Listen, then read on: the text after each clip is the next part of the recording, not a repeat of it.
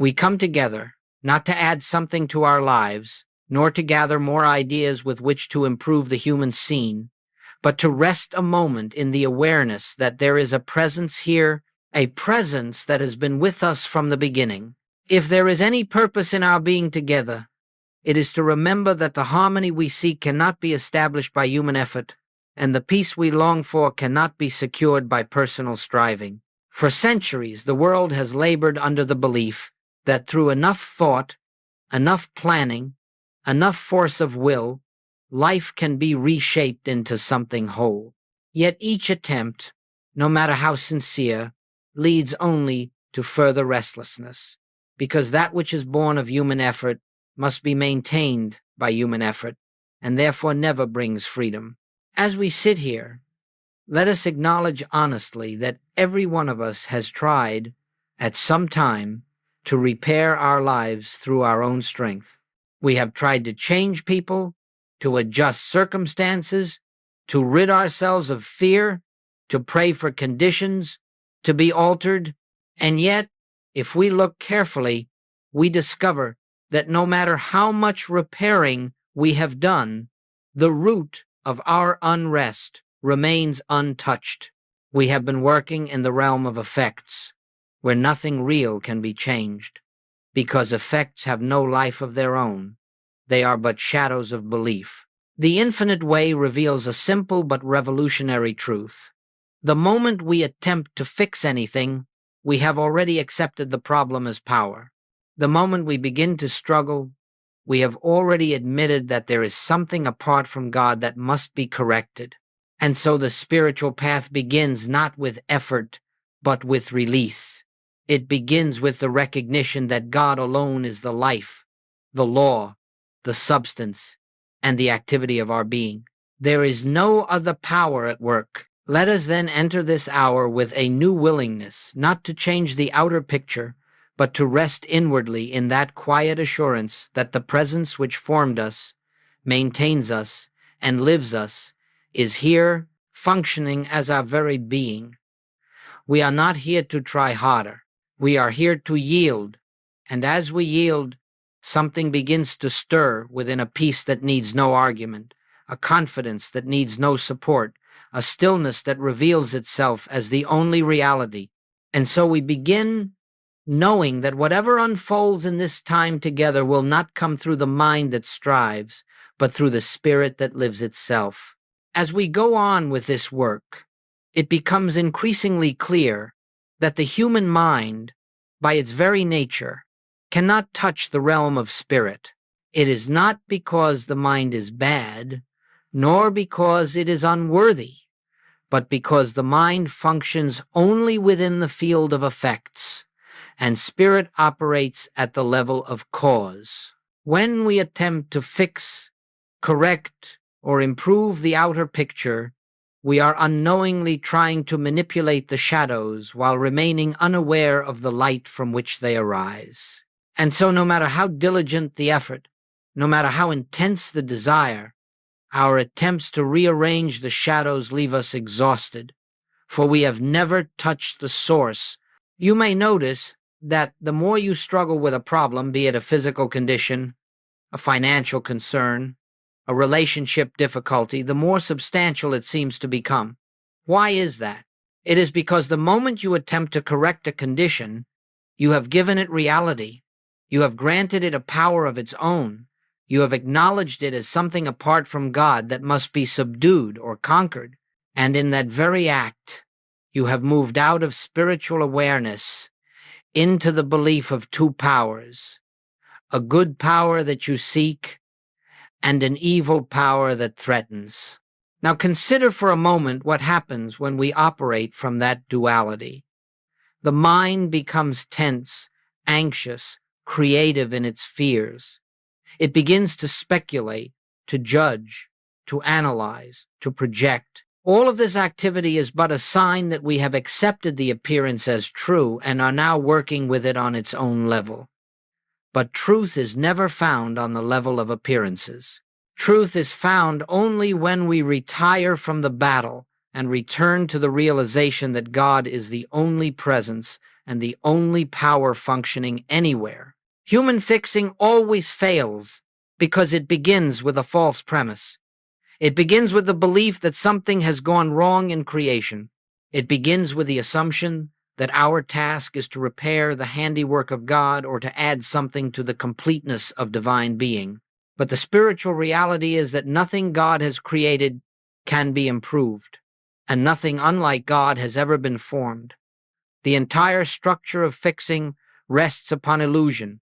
And so, in this work, we are asked to lay down the tools of the human mind, not because they are sinful, but because they are useless in the realm of spirit. We do not reach God through thinking, planning, pleading, or even through our most earnest desires. We reach God when thought becomes still, when effort is surrendered, when we recognize that the divine activity is already present and needs no assistance from us. This is not an easy realization, because the mind has been trained through centuries to believe that its task is to solve, to manage, to correct, to protect. But as long as we are engaged in the work of fixing, we are closing our ears to that still, small voice which whispers, "Be still, and know that I am God." Not be clever, not be strong, not be determined, but simply be still. In stillness, the false sense of a problem dissolves, not because we have conquered it, but because we have ceased granting it reality. As we continue deeper, we must remember this. Anything we try to fix, we first affirm as real. Anything we release into God's presence, we allow to dissolve as illusion.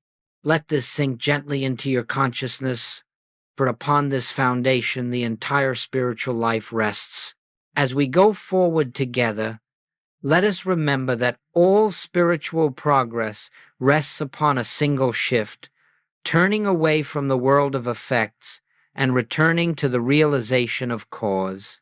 Nearly the whole of human living is spent in the realm of effects, looking at bodies, finances, relationships, politics, emotions, and trying to improve them. Yet none of these have ever been self-created. They are the outpicturings, the shadows of a deeper state of consciousness. And so long as we give our attention to the shadows, we cannot see the light from which they arise. This is why the world exhausts itself with endless attempts to fix, correct, and reform outer conditions. It is never understood that the outer is but the product, never the producer. And so the first step in spiritual awakening is to acknowledge quietly and sincerely, I will no longer accept effects as cause. I will no longer grant power to that which is merely appearance. This is not a statement to convince the mind. It is a recognition that dawns as one sees that what the senses report is never the whole story. There is only one cause, and that cause is God. God is the only law, the only substance, the only activity, the only power. When we hold this in awareness, not as a mantra, not as an affirmation, but as a realized truth, then we begin to perceive the nature of the world differently. We no longer approach a problem with the assumption that something outside is acting of its own accord. Instead, we recognize that everything appearing in our experience is but the picture taken of our consciousness. It has no life, no will, no substance apart from the consciousness beholding it. And so the inner work becomes very simple, turning away from the picture and resting in the source. We do not deny appearances, that would be foolish. We do not fear them, that would give them power. We simply refuse to work with them, refuse to grant them causation, for appearances are not cause. They have never been cause. They can neither bless nor harm. They have only the life we unconsciously lend them. The moment we realize this, even faintly, a shift takes place within. A certain peace begins to replace agitation. Fear loosens its grip, not because the problem is solved, but because we have ceased treating the problem as a power. And in that moment, the presence of God begins to be felt not as an idea, but as a living, active reality, quietly asserting itself. This is the beginning of true healing. Healing never takes place in the outer world. Healing is the restoration of our awareness of the one cause. And as this awareness deepens, the effects naturally reform according to the nature of their source. Harmony appears because harmony is inherent in God. Supply appears because supply is inherent in God. Peace appears because peace is inherent in God. Do not look to the outer for change. Rest in the inner, and the outer will follow. Turn from effect to cause, and you will find that the problems which once seemed so formidable lose their substance, for they never had any reality except the one we assigned them. It is in this turning that we begin to live spiritually. It is in this turning that we step out of duality and rest in the realization of one presence. And it is in this turning that the whole structure of fear begins to dissolve. As we continue, let us come gently into the realization that the entire secret of spiritual living lies in a rest that is not of the body and not of the mind. It is the rest that comes when the personal self ceases its labor, when the mind becomes still of its own volition, and when the heart no longer reaches outward for help, but inward for recognition. This rest is not something we create, it is something we permit. The world has always assumed that answers come through struggle, through mental concentration, through effort of some kind. Yet every mystic who has touched the realm of spirit has discovered the opposite, that the presence becomes known not in striving, but in silence. When the mind stops trying to solve, when the emotions stop trying to influence, when the will stops trying to achieve, a great unveiling occurs. Grace, which has always been present, flows of its own accord. You see, God does not respond to our effort. God does not respond to our words, our pleading, or our persuasion. God is not something to be moved. God is infinite activity already in motion. It is only the mind's restlessness that hides that activity from our awareness. When the mind is busy anxiously projecting, planning, resisting, hoping the movement of spirit is obscured, not because God withholds itself, but because the noise of our own thoughts fills the space where God would be heard. True prayer, as we understand it in this work, is not the utterance of words. It is not asking for anything. It is not even the mental contemplation of spiritual ideas. True prayer is quiet listening. True prayer is the inner stillness in which the divine presence announces itself. When Scripture says, "In quietness and confidence shall be your strength," it states a spiritual law. When it says, "Be still and know that I am God," it gives the precise method of spiritual realization. And when Jesus said, "I can of mine own self do nothing," he revealed the secret of his healing ministry. The personal self must be silent so that the divine life may act. Rest, then, is not a passive surrender. It is the active recognition that God is already doing the work. It is the relinquishing of the belief that we must guide, control, manage, or manipulate anything within or without. It is the awareness that all spiritual power is present here and now, requiring only our stillness for its activity to be revealed. When we enter this rest, something extraordinary begins to happen. Problems lose their urgency. Fear loses its authority. The need to find answers diminishes. And a quiet assurance emerges, not because we have solved anything, but because we have touched the realm in which nothing needs solving. This is the rest that allows grace to flow. Let us understand clearly. Grace is not something that begins when we become still. Grace is the eternal functioning of God. Stillness simply removes the interference. The moment our striving stops, the divine rhythm becomes evident. The moment thought quiets, harmony rises to the surface.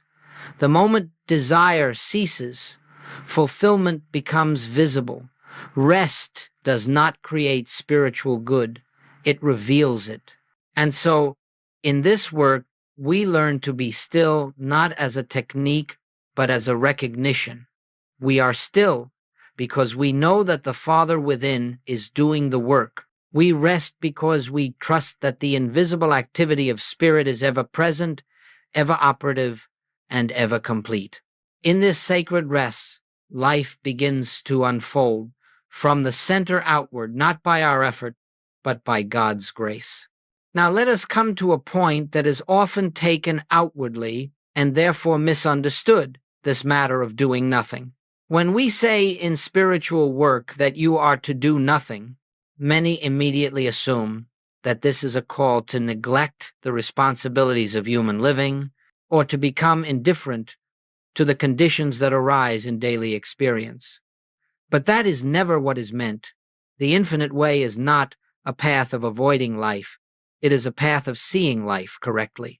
To do nothing means only one thing. Do not attempt to use the human mind as the instrument of God.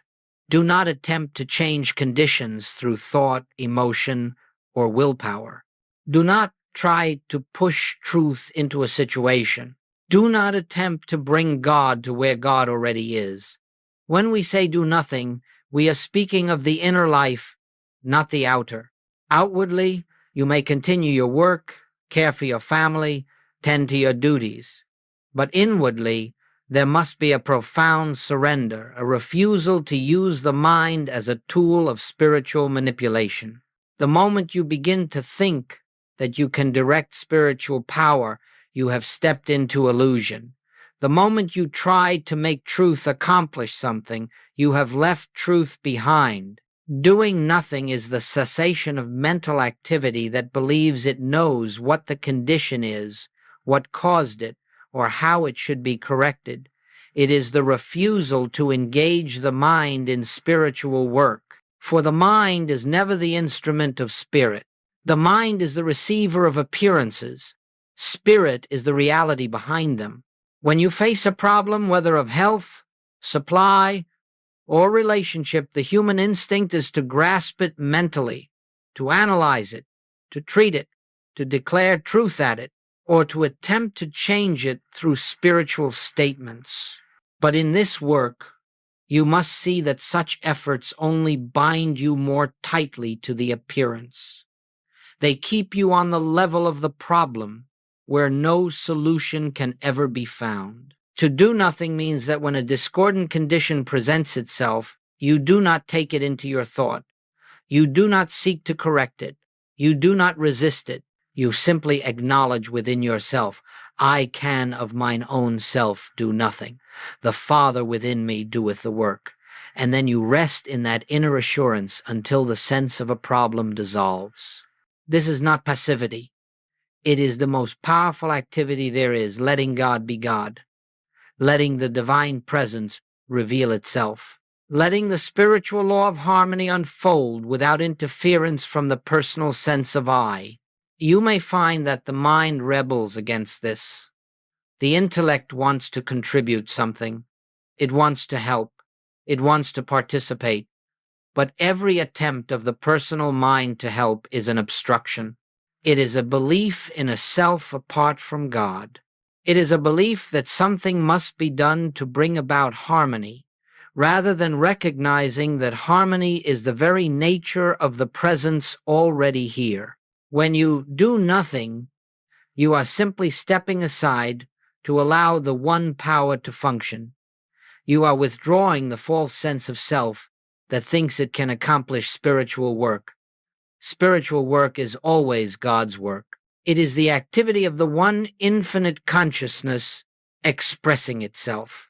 As you learn this principle, not intellectually, But through experience, you will discover a strange and beautiful truth. Harmony appears not because you solved a problem, but because the sense of a problem disappeared. It dissolved as the mist dissolves before the morning sun. Without your effort, without your thought, without your intervention, in doing nothing, you have created the inner atmosphere through which God's grace becomes visible, and that grace, needing no help from you, fulfills itself perfectly. Let us now consider more deeply this appearance world which so captivates the human mind. Everything that comes to us through the senses, what we see, hear, taste, touch, and smell, is only the surface of experience. It is never the reality.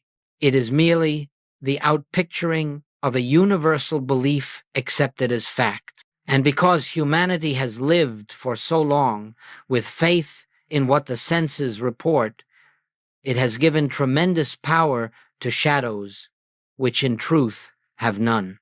When a condition presents itself, be it sickness, lack, conflict, or fear, the immediate tendency is to assume that the condition is self-existent, that it has a law behind it, a cause within it, or a power inherent in it.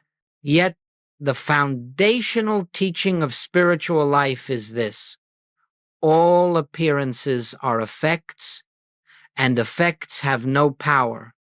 They are not self-sustained or self-governed. They have no authority of their own. A physical disease seems powerful only because we give it power. Lack seems threatening only because we invest it with law. Fear seems real only because consciousness accepts the appearance as something capable of acting upon us. But in truth, there is only one presence, one activity, and one power, and that is God. Anything unlike the nature of God, regardless of how formidable it appears, has no law to sustain it. Let us not misunderstand. The appearance world is not to be despised or denied. It is simply to be seen for what it is, the externalization of belief, not the revelation of truth. When you no longer grant power to appearances, you are not saying they do not show themselves. You are merely withdrawing the belief that they can affect the life of God, which constitutes your being. The world of appearances is always changing, sometimes harmonious, sometimes discordant, but the spirit that animates all existence remains unchanged. The mistake is when we try to work on the appearances themselves, hoping to reshape the shadows while ignoring the light. The shadows do not change by our effort. They change only when the light is recognized.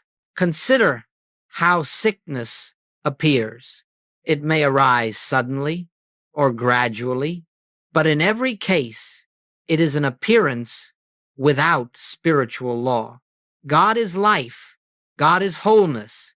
God is perfection. There is no law of disease in God. Therefore, disease cannot have real power. It can only seem to have power through belief. And when belief is withdrawn, the appearance loses its seeming strength. The same is true of lack. There is no lack in God. God is infinite abundance, infinite provision, infinite supply. Whenever lack appears, it has no origin in spirit, no creative cause behind it. It is a shadow, nothing more. And the moment we cease treating it as a force, it evaporates in the presence of spiritual realization. Even human conflict, fear, anger, misunderstanding, these too are appearances without divine backing. They are the result of the belief that individuals are separate from one another, separate from God, and therefore subject to opposing forces. When the truth of one life, one self, one being is realized, the appearance of conflict loses its foundation. When you withdraw your fear of appearances, you remove the only support they ever had, you will find that they begin to dissolve, not always instantly, but inevitably because they were never entities or powers. They were only the pictures formed by belief. This is why spiritual work never involves correcting people, conditions, or events. It involves only the recognition of the one presence. As that recognition dawns, the entire appearance world rearranges itself according to the nature of its source. The world of appearances has no power. God alone is power.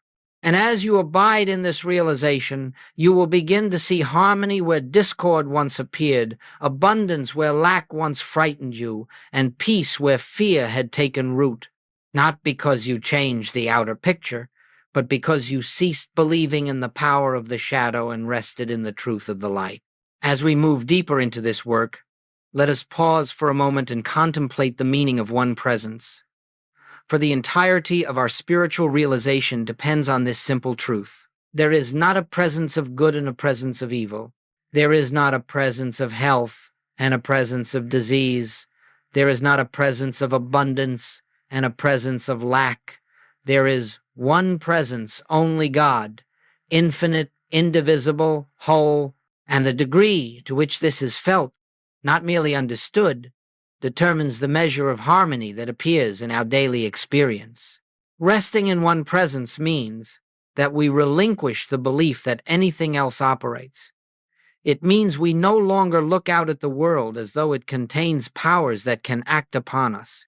It means that we are not disturbed by appearances, for we know that the appearance has no authority. As long as we are reactive, as long as fear rises up, as long as we feel the need to resist or defend, we have not yet recognized one presence. But the moment we begin to feel within ourselves that God is the only presence here, something subtle and profound begins to happen. You will notice a softening of the mind. The tension of personal responsibility begins to loosen. The sense of needing to accomplish or secure anything starts to fade.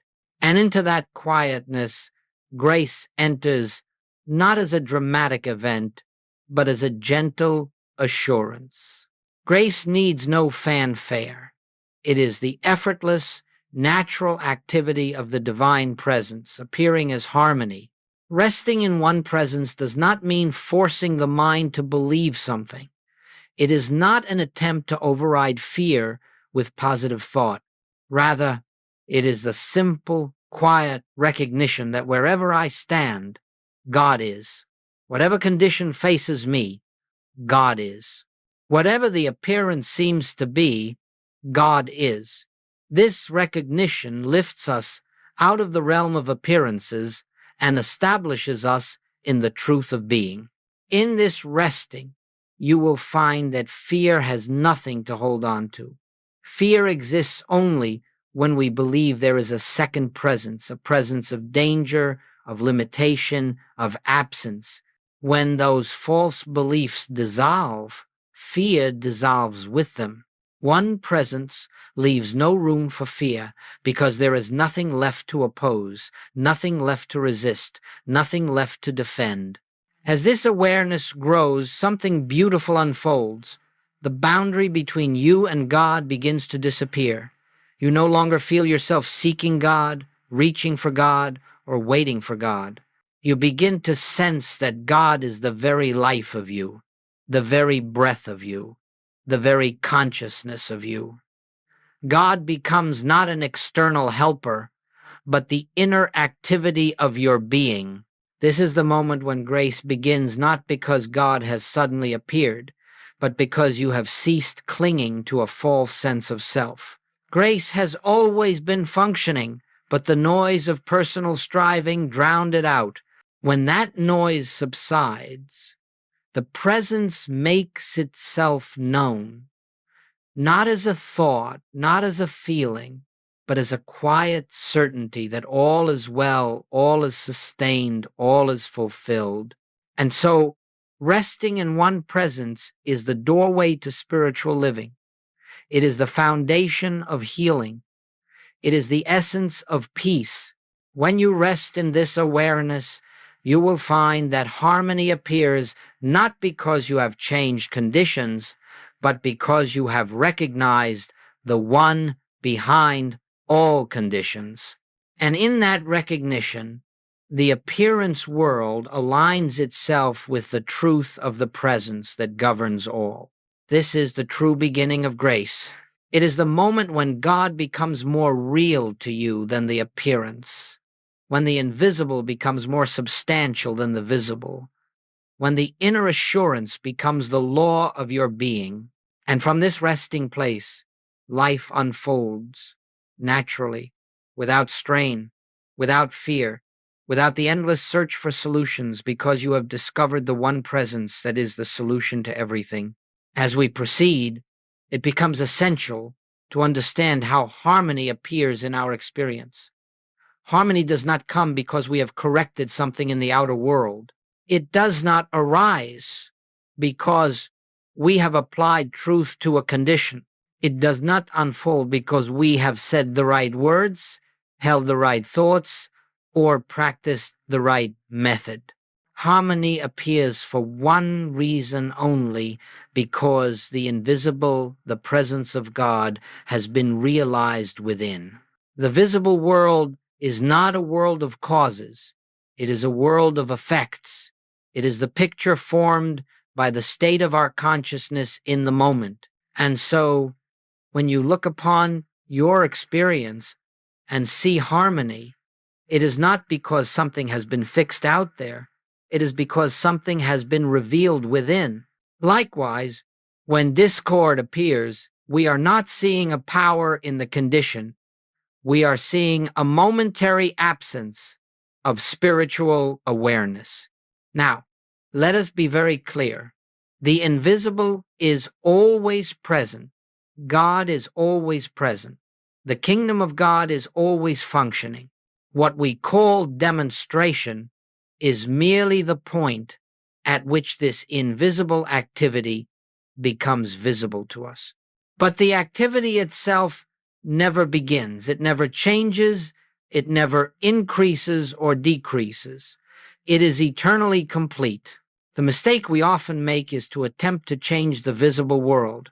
But the visible does not change by manipulation. It changes by revelation. When your consciousness recognizes the presence of God as the only power, the only substance, the only reality, then the outer picture aligns itself with that realization. It cannot do otherwise because it has no life of its own. It is only the image cast by the light of your awareness. You will notice that harmony often appears quietly, without fanfare. A problem that seemed large simply recedes. A condition that frightened you loses its sense of power. A need is met without struggle. These changes do not occur because you have solved anything, but because your inner state has shifted. The appearance always responds to the nature of the cause behind it. This is why Jesus said, "Judge not according to the appearance." He was not speaking about moral judgment. He was speaking about perception. He was instructing us never to accept the visible seen as truth, because the visible is transient. The invisible is eternal. And so, when you rest in the awareness of one presence, when the mind grows still and the heart becomes receptive, the invisible harmony begins to outpicture itself. You will find that whatever needs to take form, whether in the body, in relationships, in supply, or in activity, appears without struggle. The form is not something you create, it is something you witness. In the same way that a seed placed in the earth unfolds without your assistance, so does spiritual realization unfold into visible expression. You do not open the petals of the flower, you behold them.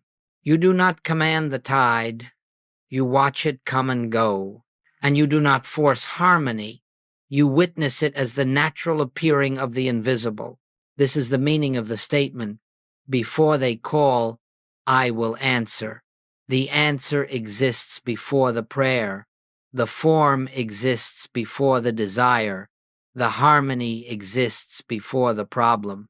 It is already established in the invisible. And when the consciousness becomes quiet enough to recognize that truth, the outer expression begins to take shape. Let us understand that there is no cause and effect relationship between your realization and the appearing of harmony. It is not that the realization causes the harmony, it is that the realization reveals the harmony that already is. The invisible is forever complete. Our task is not to create, but to behold. When you permit the invisible to govern, it will appear outwardly in whatever way fulfills the need of the moment. It may come as a new insight, a sudden peace, a change in circumstance, or an unexpected resolution. But you will know that it is not the work of the human mind. It is the natural outpouring of grace, the invisible made visible. In this recognition, your life becomes a continual unfolding of spiritual harmony. Not because you are directing your experience, but because you are allowing God to reveal itself in the only way God can, as the allness of your being made manifest in daily living. As we bring this period of contemplation to a close, let us rest once more in the simplicity of what has been revealed. We have seen that there is no life to be fixed, no condition to be changed, no outer world to be reshaped. The entire burden of struggle has arisen from the belief that we, as persons, must somehow improve the handiwork of God. But as we go deeper into spiritual understanding, we discover that divine harmony is already established, already complete, already present as the invisible reality of our being. Whatever discord has appeared in our experience has been but a shadow of belief, not a power. Whatever fear has troubled us has had no law behind it, no substance sustaining it. And whatever healing we have sought has never been the changing of matter, but the awakening of consciousness to its oneness with God. When that oneness is felt, the need to struggle falls away, for we know that the Father within is the only activity of our life. Let us now leave behind the thought that we must strive to bring God into our affairs. God is already there. Let us set aside the impulse to reach outward for help. The kingdom is within. Let us release the burden of self-will, self-effort, and self-responsibility, and rest in the quiet confidence that divine intelligence is the very activity of our being. In this silence, you will find that there is nothing to ask for. There is nothing missing. There is nothing incomplete. You are standing in the presence of the one who has been your life from the beginning, the one who maintains and sustains all creation in perfect order. This presence does not begin its work when you call upon it. It is eternally functioning, eternally fulfilling itself as your life. And so, as we leave this time together, let the remembrance abide with you. There is nothing you must fix. There is nothing you must make happen. There is nothing you must change. All that is required is the quiet recognition of God as the only presence and the only power. Be still often. Let the mind rest. Let the heart open. Let the spirit within you bear witness to itself. And in that sacred stillness, you will find the assurance that all is well, not will be, but is. May this awareness go with you, not as a thought, but as the living presence that walks where you walk, breathes where you breathe, and lives as your very being. And now we rest in that peace, trusting the unseen activity of grace, knowing that its work is already complete.